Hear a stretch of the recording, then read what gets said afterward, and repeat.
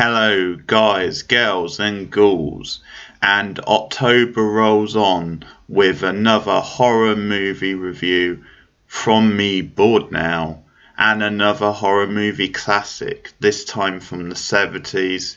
And this is actually going to be a start of a whole franchise I'll be reviewing. It is, of course, John Carpenter's original Halloween from 1978. So I'm going to be going through the movie in quite a lot of detail. I think it's no spoiler to say I'm a big fan of this film, but I'm going to describe why. But yeah, from time to time I will be working my way through some of the big franchises, some of the small franchises also. But I thought it'd be the perfect opportunity to do one of the biggies in Halloween. Many ups and downs along the way, and now obviously it would be a bit ambitious to do all the movies this month, but I'm gonna make a good sort of dent in them. I'm gonna do the first three this month. Obviously, too many other movies I want to get to do the whole lot, but I'm gonna make a good start with the opening three. And they're all quite contrasting. Three's a movie onto itself, so that's going to be hopefully an interesting review. But yes, the original movie from 1978, directed by Carpenter. He co-wrote the script with Deborah Hill, who was his regular producer at the time, and it really made a name of Jamie Lee Curtis. She was the original final girl, if you like, as Laurie Strode, the sort of main protagonist of the film. And it, of course, introduced us to one of the most iconic and terrifying slasher villains ever in Michael Myers, aka The Shape as he's known, and Donald Pleasence, also unforgettable as Dr. Loomis, a really distinct, iconic sort of variation on the mad sort of scientist, but really Pleasance brings a lot of humanity to that role. A really rich portrayal there. But I've already hinted at it, and that is the Halloween was a true original for the time. It was a great example of a sort of an independent low budget success, because even by today's standards, where obviously many horror movies tend to be low budget, which is one of the reasons why it's a reliable genre at the box office, back here even more so.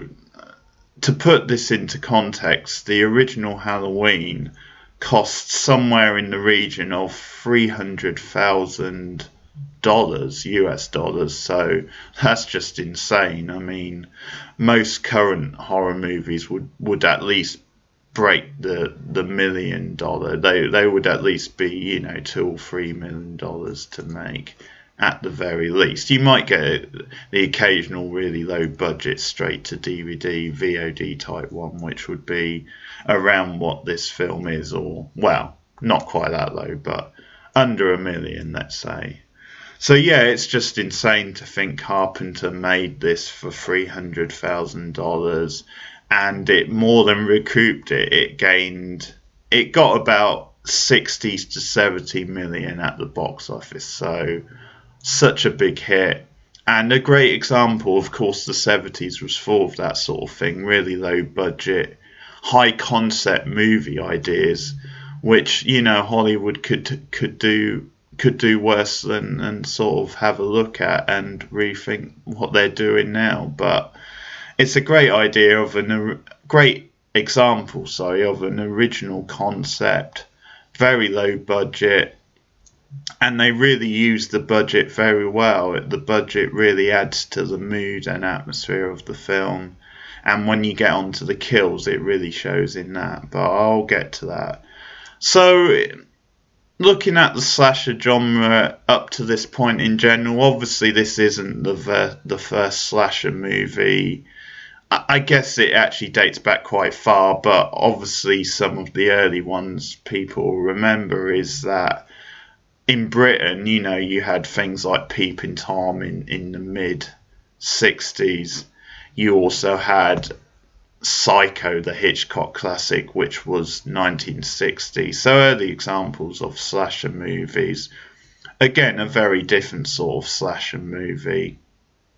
And then again, moving into the 70s, in the mid 70s, for example, in 1974, you had Bob Clark's Black Christmas, another classic of the era. You also had Tobe Hooper's original Texas Chainsaw Massacre. So there is obviously history leading up to Halloween, but Carpenter's Halloween, it really changed the game. It's a different sort of slasher, and it set the rules and conventions in motion of what we now know. And those same rules and convention that Randy famously recounts in Scream. So we sort of see that in this, the fact that Laurie, played by Jamie Lee Curtis, is a virgin. Her friends are more sexually active, and so it's kind of no surprise that they end up getting it, whereas she survives. Spoiler, sorry about that. But so it's setting all these conventions in motions, and obviously they've been played with and recycled over the years. But this is kind of where it all started, and the fact you have a final girl, so to speak, and someone you're invested in Laurie. So it's not just...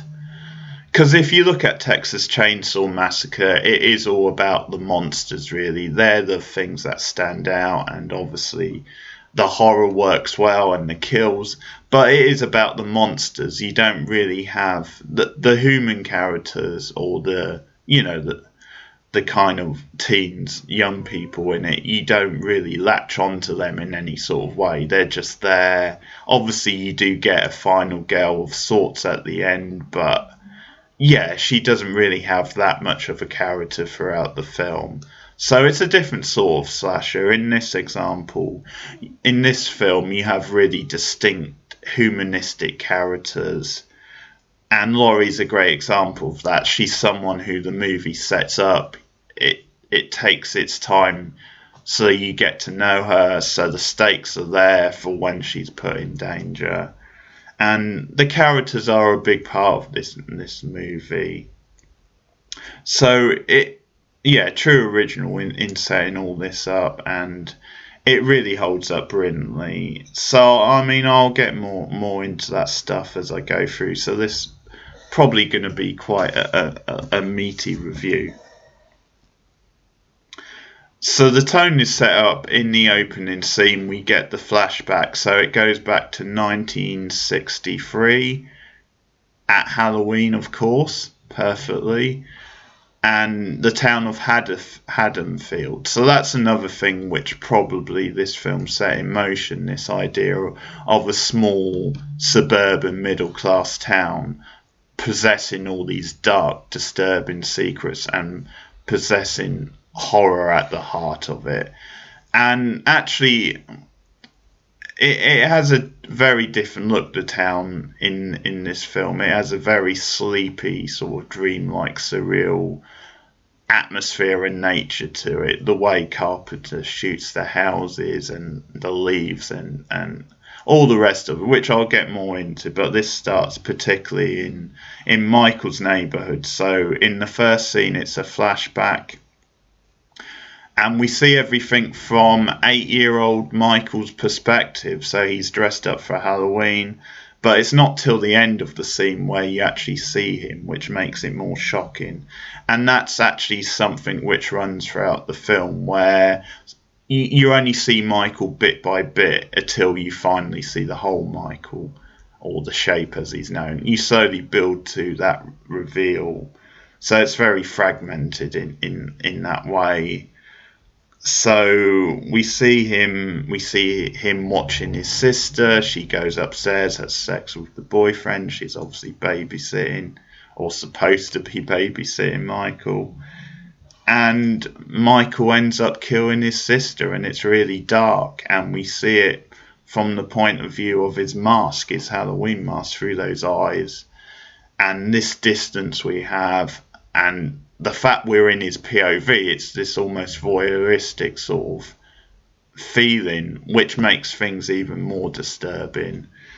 And then the parents come home and they discover Michael, and we get the shot of him, 8-year-old Michael, with a knife in his hand, dressed up for Halloween, and he doesn't know what he's done. Obviously, being 8, it's happened and it's come out of the blue, and it's just so disturbing. But the fact we cut to that childlike image of him looking so innocent makes what he's just done even more powerful and shocking. And the camera slowly pans back with the parents watching him in disbelief. It's a great shot. It really sets the mood. It sets everything up perfectly. So we then fast forward to the 70s and to, well, what's the present day in Huddersfield and in a district nearby. And as I said, Donald Pleasence so perfect for Loomis. I heard that it was originally going to be Christopher Lee in that role, which he turned down, and apparently it's his biggest regret ever. But as great as Christopher Lee was, it is hard to imagine anyone else but Donald Pleasence as Loomis. Of course, he was already quite a famous actor. He had a decent CV already leading up to this, but this, obviously for horror fans, is the role we always remember him for. But yeah, he brings a real gravitas to the role. He really grounds it. And he brings a lot of humanity and passion, also humour. I think he does play up the more campy elements with some of his delivery, but it works within context because it's a very manic, desperate character. He has this personal history with Michael and with, the whole thing. And throughout the film, he's the only one who's taking this seriously. He's trying to get across to the sheriff in town and the people at the mental institution just how dangerous Michael Myers is, or the Shape. So we cut to the present day, and Loomis with a nurse driving to the mental asylum where Michael has been detained. And I think, if I remember rightly, he's supposed to be getting out today, or transferred. That's why Loomis is coming. And there's a very telling line, because the nurse says, because Loomis refers to him, well, Michael, as a he, and the nurse says, shouldn't we refer to he as it? And Loomis is, if you say so. But again, it's this sense that Loomis is taking this completely seriously. He is really trying to sell the threat of Michael Myers. In some ways, I think of Loomis and his connection to Michael as a sort of a doctor like Frankenstein, almost like a wrestling type manager, where although he's obviously not, he's on the good side of things, but at the same time he is there to be a verbal thing for the monster, the villain in this case. He's there to sell the threat and the stakes of the film. There's a humanity to Loomis that was really beautiful. But they obviously drive in, and the music again is so iconic. Carpenter doing his own music, and it's a big part of the film when that theme kicks in. Just the opening credits, the shot of the pumpkin over the credits, the music coming in, it's this really terrifying, dramatic theme. It really puts you on edge from the opening notes. Immediately you hear that theme and you just start. I mean, when I went to see the latest Halloween last year in the cinema, it was just a great moment hearing that theme on the big screen. I mean, even if you're watching a mediocre Halloween movie or not a great Halloween movie, just to hear that theme play on the big screen and knowing you're there in the cinema watching what all started with this Carpenter classic. It's such a thrill. I get such a buzz out of it. So anyway, I digress. I'm getting sidetracked here, but the theme, as soon as they're driving into the asylum car park and they see inmates running amok, essentially running about, screaming, Loomis knows instantly something's wrong, and he knows it's something to do with Michael, and that theme kicks in. It's just tremendous stuff. And again, Carpenter does an expert job of protecting Michael in terms of seeing him and the visuals. So Loomis runs out of the car, and that leaves the nurse exposed, not in the naked sense. And Michael attacks her. The hand comes out of nowhere from outside the car. It grabs at her, and she sort of escapes. But Michael wants the car, and we see him on top of the car, but it's from afar, so we don't really get a good look at him. So again, we don't see much of him. He escapes in the car. And that leads us into the main town setting, where obviously the most of the film is going to be set, and we instantly get this sense of the wide open spaces, the way Carpenter shoots around the town with the breeze to it, with the houses and the long shots, the sort of close-ups. He really uses the space to really build up a sense of the town and a sense of the dread and the atmosphere. It really comes across as a stark, sort of sleepy sort of town where there's not a lot happening, but it has this darkness lurking in it. It has this dark history. That's what it sort of feels like. And I talk about the budget and the way Carpenter shoots it. It really has this DIY sort of feel to it.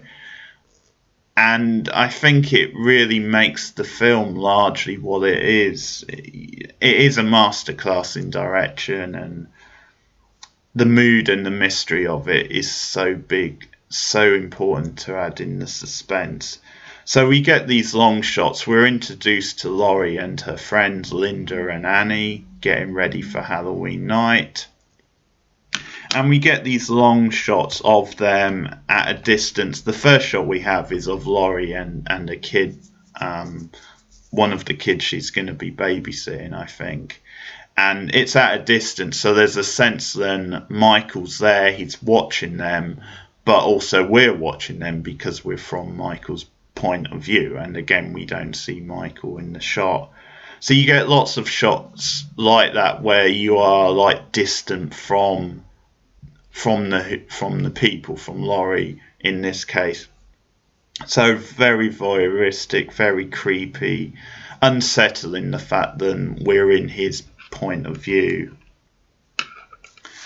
And the camera beautifully drifts around the town throughout the film. Has this sense of like ghosting, this sort of haunting sort of feel, and of the sense of the characters being stalked, of them being watched from afar by Michael or by anyone. That's what I love about it, the fact that you get these sort of fake outs where someone's watching them in a car at some point, and it could be Michael. It's a van, actually, sorry. It could be Michael or it could not be Michael. That's part of the suspense. And we should talk about the characters at this point because, as I said, Laurie is the original final girl. And what's great is you get to know her, you get to know her friends. So, and they all have characters of their own, and the movie takes time with that. So Laurie is obviously the more bookish, the shyer one. You have Linda, who's the more kind of shallow, sexually active, bubbly one. I mean, Annie is as well. She's sexually active, as we find out, but Annie's, somewhere in between. She likes to joke around quite a lot. She likes to play pranks. Quite flirty, but yeah, is again a bit more grounded. So somewhere in between those two. But you get the important thing is you get time to know them. You see them hanging around, chatting about Halloween, chatting about, because they're going to be, Annie and Laurie are both going to be babysitting different kids, and they're trying to arrange their plans. Linda as a boyfriend who comes over. Annie also has a boyfriend, and she's trying to arrange to see him, but trying to work around the fact that she has to babysit this kid, and he supposedly has curfew, even though he's like whatever, at least 18, probably more. But around, I mean, I guess in the film he's meant to be about 18, something like that. But we get to know them. We see them chatting, and you believe in them as a group. And it on the one hand, it adds to the suspense, because you're wondering when something is going to happen to them, or potentially happen, and we get these shots from afar. We get a shot of someone watching them in a book from behind a bush at one point. So all these potential scares or false scares. But at the same time, it's important that we get a sense of them as a group. And it feels, this is again why having it so low budget, and the style Carpenter uses, the handheld style, gives it a more naturalistic feel. So there's a great example of this in a car, in a scene where we get Annie and Laurie driving around in a car. They're actually getting high. They're talking about the dance which is coming up, and boys, because there's actually a boy that Laurie likes. So Annie's trying to push her into asking him out. And we follow them in the car. It feels like a natural, everyday conversation which teens would have. And then they pull over because Annie's dad is actually the sheriff of the town. And I love the little exchange which they have in this scene, because there's been a break-in at like one of the stores, local stores, and says, it's just kids sort of thing, he says. And Annie, sarcastically is like, you blame everything on kids. And it's a whole thing. And I like that. It feels like a very realistic sort of dialogue for a father and daughter to have. And also it's funny because they're trying to hide the fact they're high, and he's obviously the sheriff of the town. And it's a double whammy because he's Annie's father as well. So this is all good character building. It all adds stakes when obviously later on Michael's going to come after them. I mean, probably other people would say this, but the stuff with Linda, it's a bit grating because she keeps saying totally. I think I'm pretty sure it's Linda. She says it about 4 different times in like one scene, and then says it later. She keeps sarcastically saying totally. It's pretty hilarious. And there's some funny kind of on the nose dialogue with Annie when Michael, or someone, we don't know who, is following them in a car. I'm assuming it's someone else, because I think that's just meant to play on your kind of suspicions and sort of the tension. But Michael or whoever is following them in the car, and he drives past really fastly, and Annie has a line which is, hey buddy, don't you know speeding kills, or something like that. And then she actually has a great line later where she says, I hate a guy with a car but no sense of humour. And that line just tickles me, or something. But the point is, we get a good sense of the characters. They feel like a natural group of teenagers, and you believe in them as a group, which makes when the killing and stuff starts later, it makes it all the more important. And we have to talk a bit about Laurie, Jamie Lee Curtis. This is one of her very early roles, and I think that's crucial. I think the fact that she was an unknown at this point, Curtis, and this role made her, that's what Carpenter was going for, clearly, because if you stuck a well-known actress in that role, it would maybe lose some of how natural it feels. I think the viewer would be distracted by just how familiar she is. So you have this very raw, very natural innocent sort of appeal of a young Jamie Lee Curtis in the role.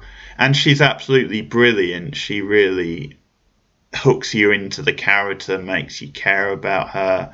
And it's a well-rounded character. It's obviously sensitive. She's shy.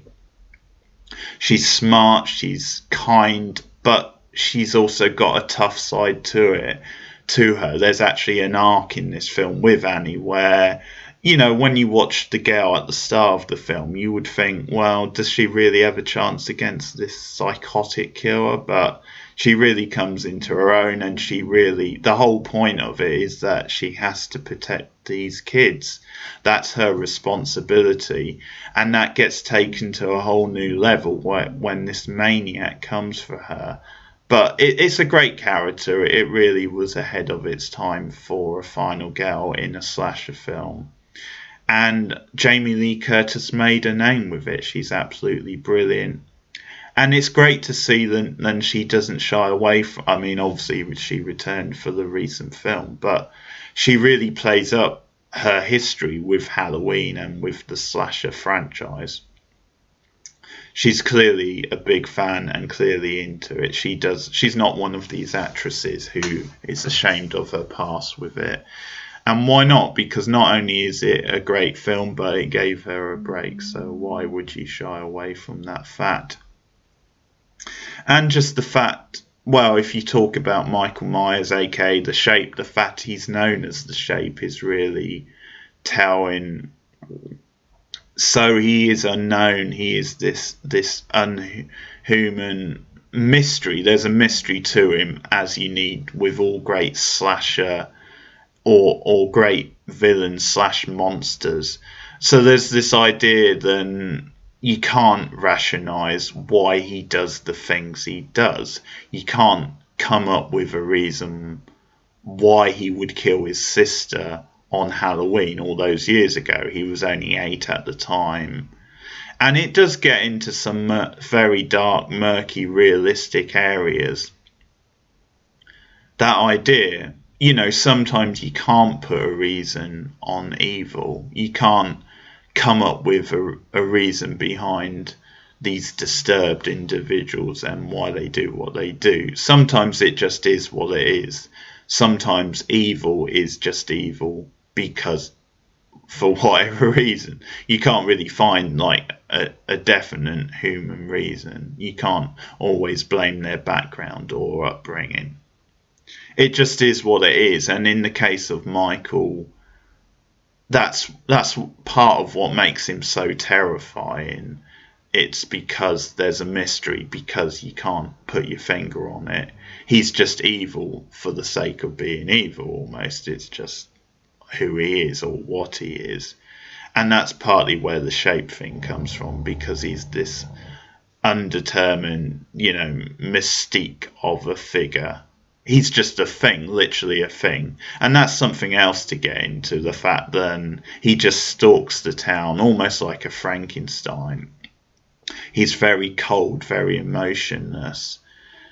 And he ghosts around the town, literally. It's almost like he's not human. And there's this... I think what's brilliant is the way... Because certain things that happen to Michael in this film and other Halloween films, I think it suggests then he could be... There's a supernatural thing going on. He's not human. Like the way he sits up in a later scene.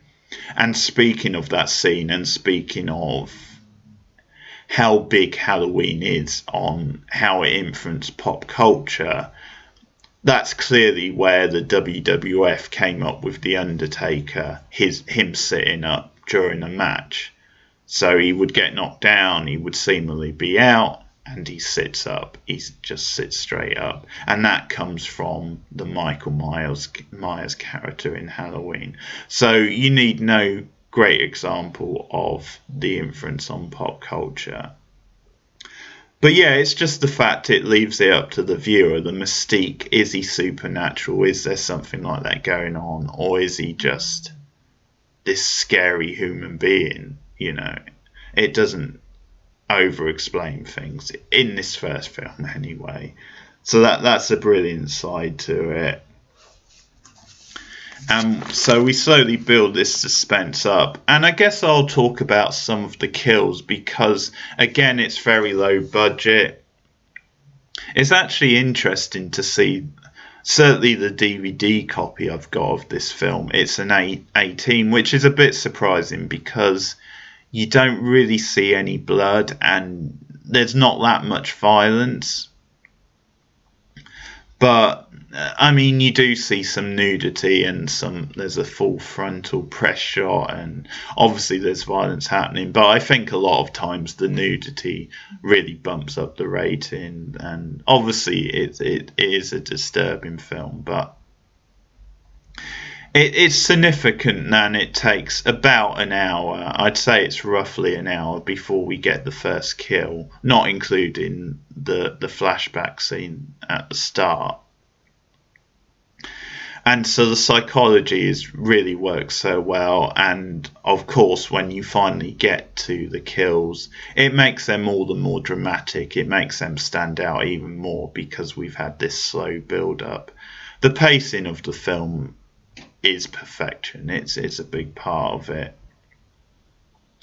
But yeah, I'll talk about the kills because they're really well handled. They have to work around the budget and the fact that they would maybe struggle to make if you had these gory scenes. It would, on such a small budget, you would struggle to make them look convincing.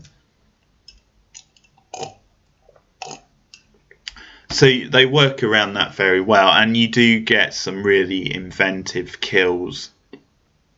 So the first one with Annie, which there's been several teases of, and she's obviously meant to be going over to meet her boyfriend, and she's on the phone to various people, and you get these various teases, and the girl who Annie's babysitting, I notice, is watching the original The Thing on TV. And that's obviously interesting because, of course, Carpenter remade The Thing 4 years later after this movie. So I don't know if that's stuck in there because he knew he was going to remake that at the time, or maybe it's just a coincidence. It's just, a classic older horror / sci-fi to stick on the TV in such a scene. But it's funny then. Obviously 4 years later Carpenter redid it, so you're getting all these teases of the first kill, so I think it's coming.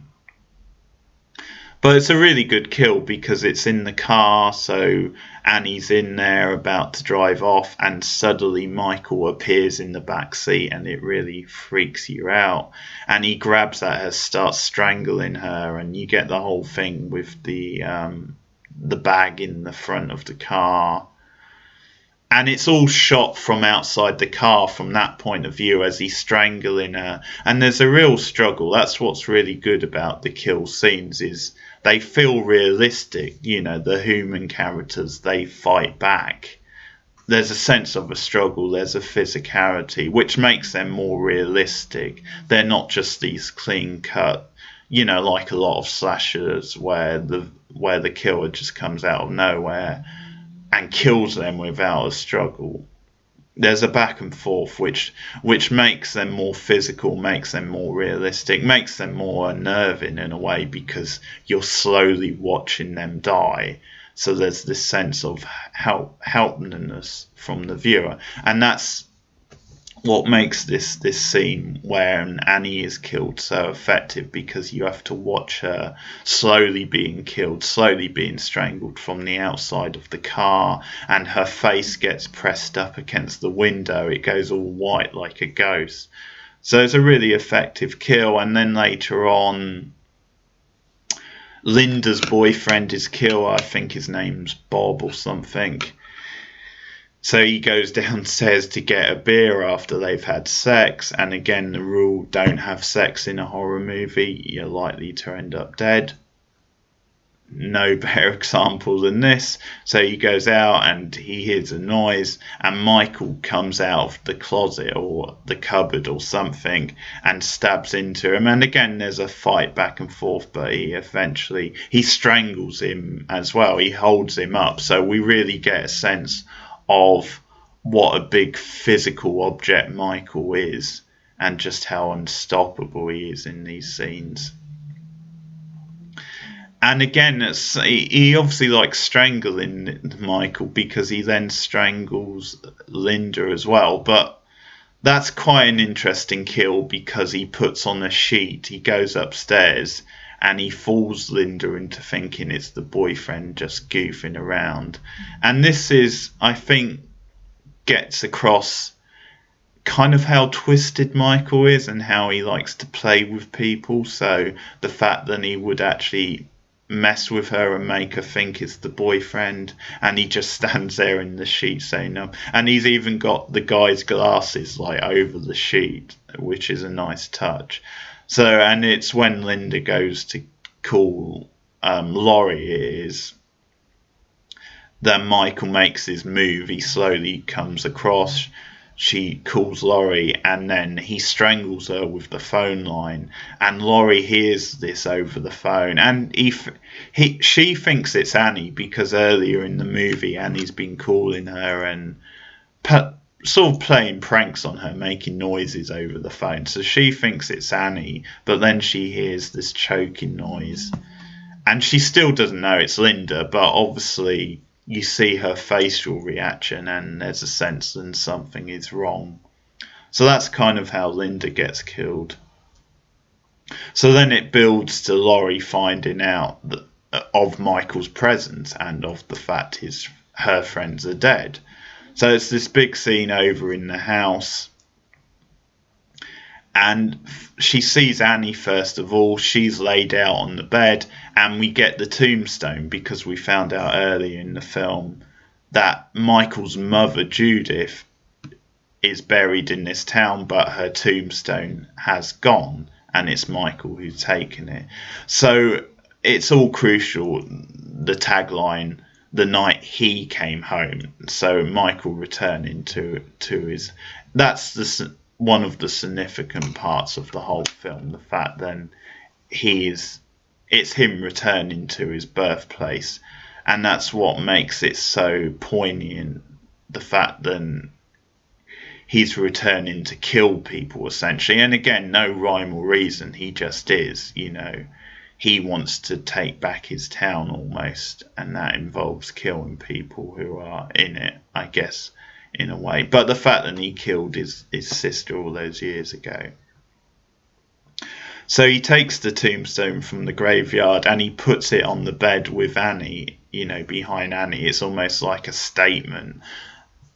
This is my history here. My mother died here. I'm from here. And now your friends are here. And almost like a sort of a burial type for Annie. And obviously Laurie starts freaking out. And then maybe the classic shot, the classic scare. Well, there's two, but the first one is Bob is hanging upside down in the closet, and he just flops out as Laurie's obviously backing away in fear, having seen Annie. And the timing of this shot is just so perfect. He slowly flops out of the closet upside down, and the music slowly comes in. The whole thing is scored to perfection. The way it's not heavy-handed, the way it's, slowly comes in as something like this happens. So she freaks out more, and then she sees Linda, her sort of face in the closet, her obviously dead body. So all this is coming home to roost for her. And eventually she's confronted with Michael. Michael comes through the shadows out of nowhere. And that's when Laurie first sees her. And it's sort of, as we're first seeing him, the full Michael for the first time. The film's been building up to this, and it pays it off to perfection. So, really great suspense, really great drama, really great terror almost. And Laurie's reaction the reaction's just so perfect. It really sells this is such a big deal. And so we get a physicality in these scenes between Laurie and Michael, the back and forth. There's, the scene where she's hiding in the closet and he just stabs into it with a knife, and this really compressed sort of claustrophobic sort of space which Laurie is trying to escape from Michael, and he's sort of kind of crashing into it with his knife, and he appears into the spaces. So you really get this intense sort of few minutes of the film where he's stalking her and the children, and again I can't remember the exact scene, but the music's so well used. So you get a bit of music where it's almost like a heart rate, it's like a pulse, and it's like on the piano, the da da da da da, which feels like such a classic horror bit of music, but it's used almost to represent the growing threat, the heart rate, the pulse, or the growing threat, the pulse, the heart rate. That's what that whole bit of music is doing as he stalks them around the town. So we're building to the climax now, but they really sell that really well, and the whole terror and the sense of a struggle between him and Laurie and the back and forth. And it's sort of really fitting, this whole sense of him coming home and the fact that Loomis is desperately searching for them. So it builds to this sort of thing where obviously it's great. We see how tough Laurie is and the fact she fights back. But it's obviously important, the fact that Loomis is the one who finally catches up to them just in time to save Laurie and to, well, kill Michael. Also, we think, wink, wink, nudge, nudge. But he's there on the scene, and there's actually a really funny scene with him and a couple of kids because the house has been deserted. So it's this big part of the tagline, the night he came home. So Michael literally comes home. But the house has been deserted for years because of what happened with the killing of the sister and what have you. So these kids are hanging around the house as kids would. And Loomis is in the bushes and he scares them away. He puts on a voice because whatever the girl's name is, like Lonnie or something. So he puts on this scary voice, Lonnie, get your ass away from the house or from the bushes. So it freaks the kids out. So that's a nice funny little touch with Loomis using that to scare them away. But yeah, he finally catches up with Michael and with Laurie, and it's Loomis who shoots Michael, so it's significant. It's almost like a scene out of the Western. He comes into shot and without hesitating he shoots Michael, so it's this instant sort of reaction from him, and he just shoots him, and there's this intensity on Loomis's face. It's really well sold. And he shoots him several times, so there's this idea. Whereas with a regular cop, with the sheriff, probably he would have tried to have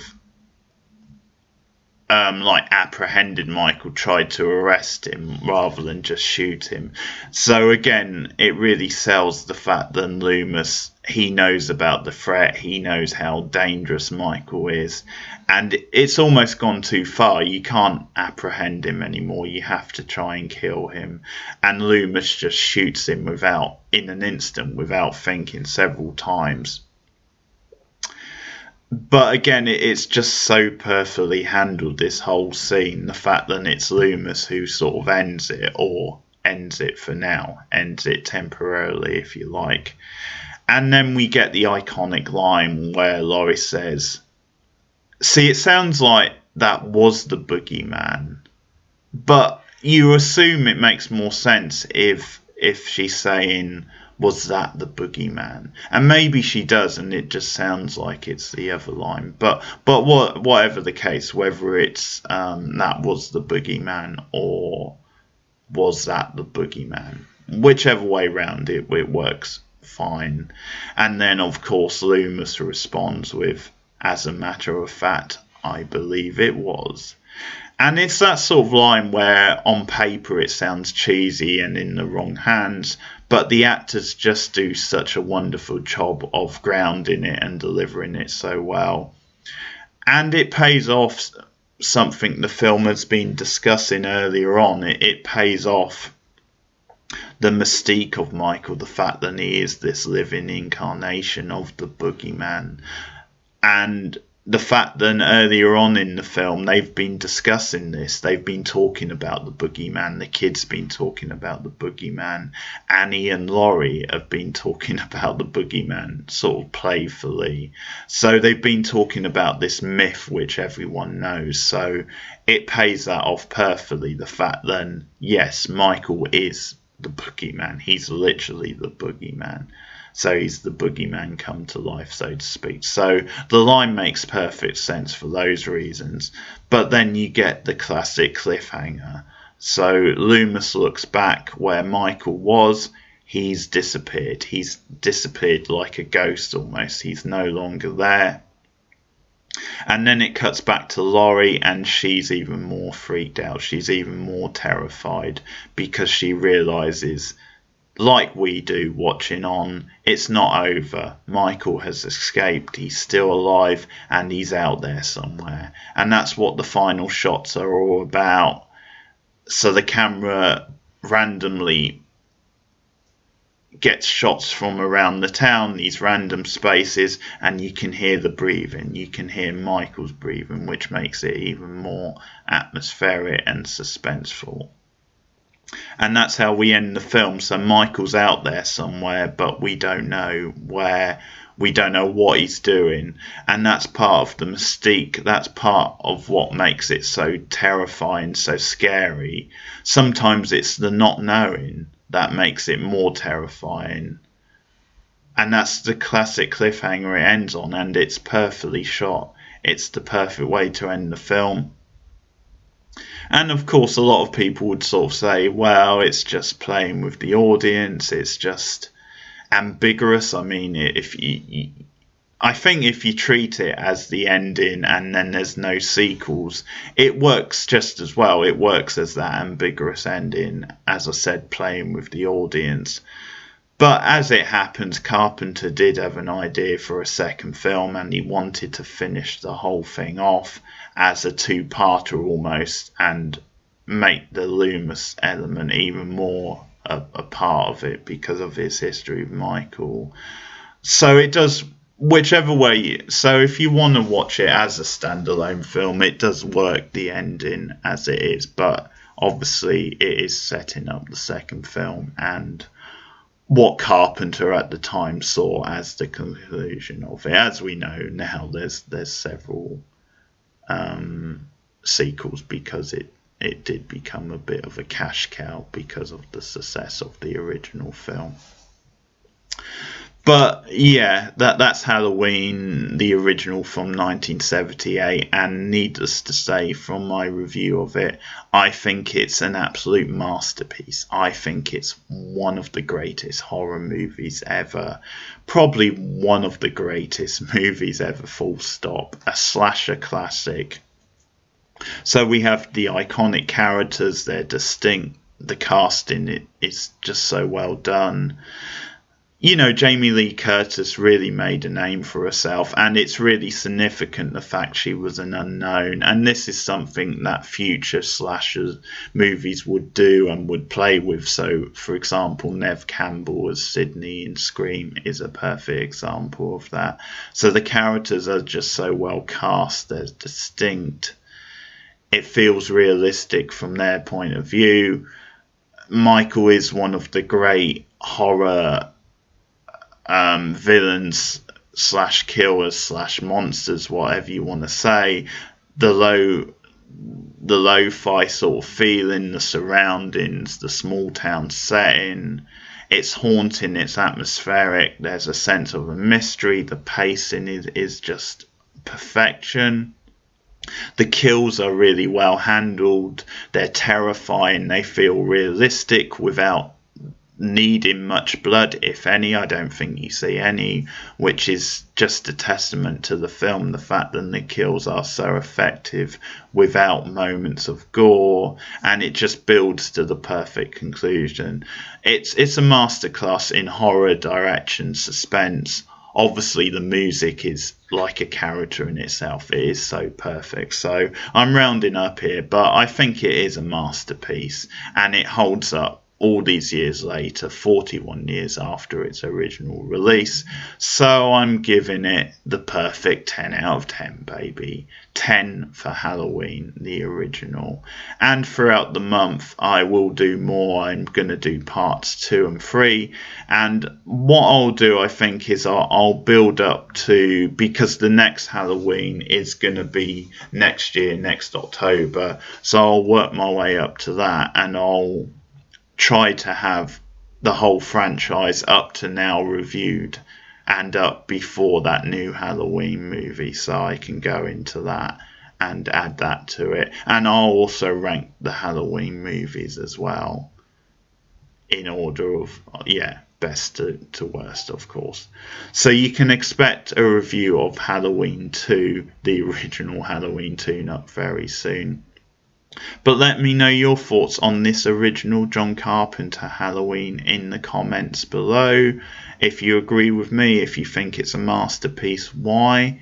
But I do welcome alternative views. If you don't think it's that great, if you think it's underrated, then also get involved. Let me know why. Like and subscribe, all that stuff. And I'll be back with another horror movie review soon. But this has been Halloween, the original Halloween, 1978. And I hope this edit, this add-on I've just put in, doesn't seem too out of whack. I hope it seems quite seamless. But yeah, that's been my review of Halloween. Thanks for listening, and I'll see you guys again soon. Goodbye.